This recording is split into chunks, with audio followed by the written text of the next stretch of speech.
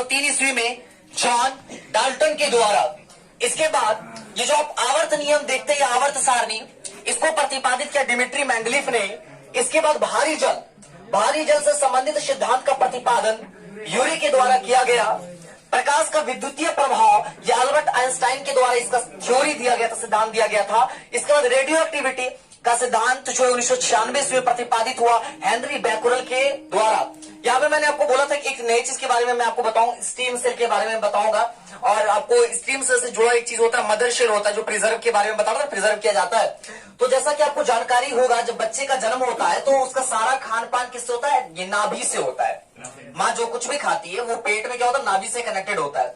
और जब बच्चे का जन्म होता है, चाहे वो ऑपरेशन से हो या नॉर्मल डिलीवरी हो, तो आप देखेंगे नाभि काटा जाता है, देखते हैं ना, नाभि होता है, ठीक है।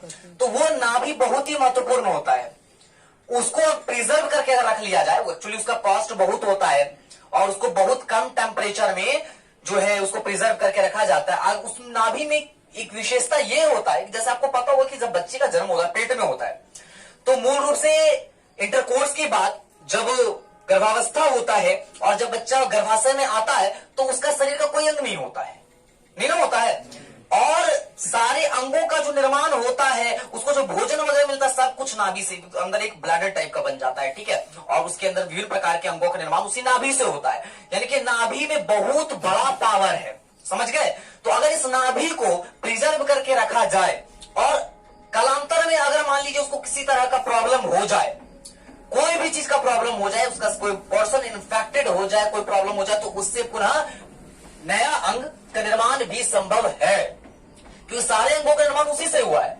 लेकिन ये प्रोसेस बहुत ही खर्चीला हो जाता है, इस कारण से, समझ गए बात को, इस तरह से किया जाता है।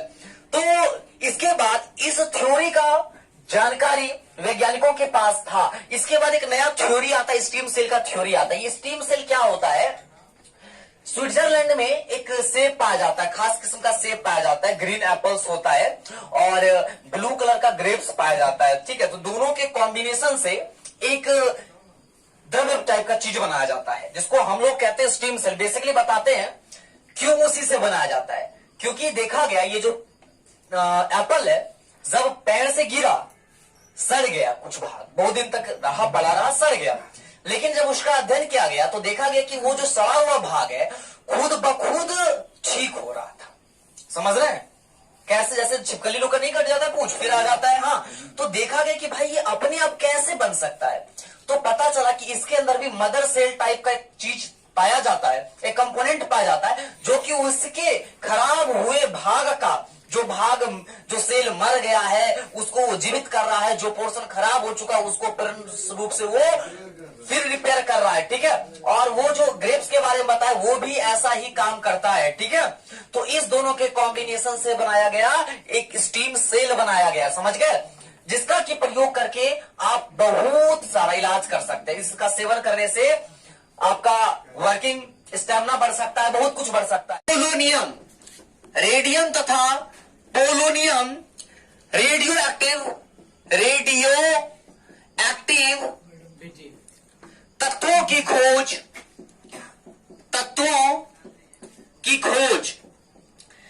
Madam Curie. सवाल है आपका, रेडियम तथा पोलोनियम रेडियो एक्टिव तत्वों की खोज किसने की? आपका जवाब होगा मैडम क्यूरी, ठीक है। इसके बाद वायुदाब 1643 ईस्वी में इसके बारे में जानकारी दिया गया हॉर सॉली के द्वारा।